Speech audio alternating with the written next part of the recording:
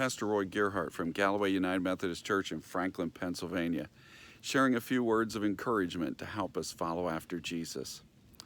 You know, sometimes we think that Christianity is something that makes life easy, that it's going to make everything fall into place. And there are ways in which that's absolutely the truth. I mean, there are serious ways in which having the Lord in your life really makes things fall into place. And you know, there are things that you're delivered from: sin, shame, guilt, and bad coping skills. I mean, they're just bondage to addictions, all kinds of things that God takes the dysfunction out of our life. The brokenness He heals and puts back together.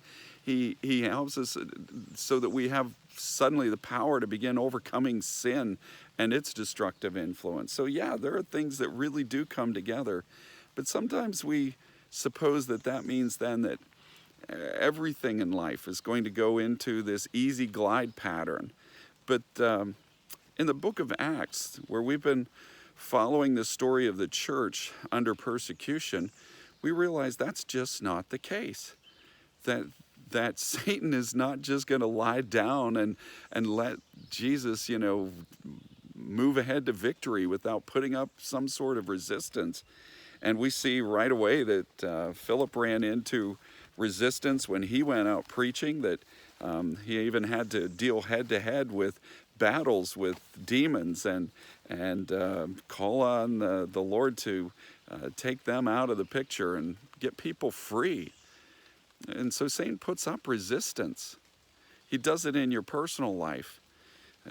Satan's usual method is to work through deception and lying. In fact, Jesus said that Satan is a liar and the father of lies, that his native language is lying.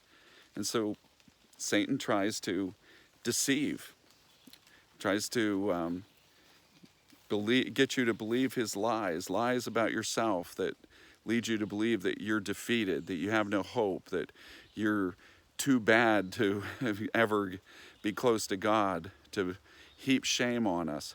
He's like having a bully in your life at some points where he's always got that needling thing to whisper in your ear, and so that spiritually he's there getting under our skin.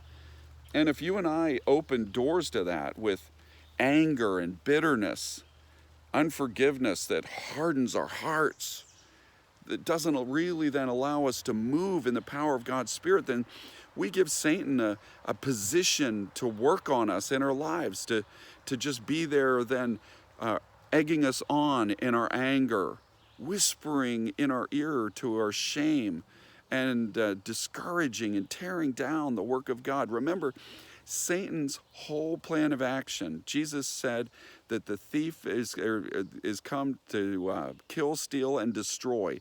That's all that Satan is really about: kill, steal, destroy. When you're dealing with an enemy like that, they don't have any constructive plan. They're not trying to rise up to some place. They're just trying to disrupt and tear down. A friend of mine shared in a Bible study group one of those kind of things that goes around in emails, and it was describing our current state of events and all of the confusion and chaos from all of the instructions that have been given and changed, and over the pandemic, that almost daily it's been this thing of wear a mask, don't wear a mask, do this, don't do that, and the confusion and strain that's put on us has been almost unbearable, and the horrible pain that we've been experiencing as a nation and trying to address racism. And whenever he was reading it, and it was just all of the chaos and fear and everything that was being expressed in our current state of events, it just kept going through my mind. Who does this sound like? It sounds like Satan. It sounds like his confusion, his lies, just this effort to tear things down. He'll do that in your personal life. I've experienced conflicts with people at times in my life that it's like, this doesn't make any sense. Why are we having this kind of disagreement? And, and there are times where even my attitude has sunk in discouragement, despair. And I'm like, why?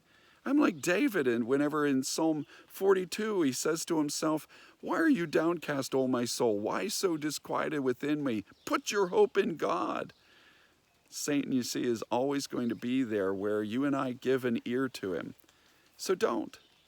Let's pick up our eyes and look to the heavens. That's where our help comes from.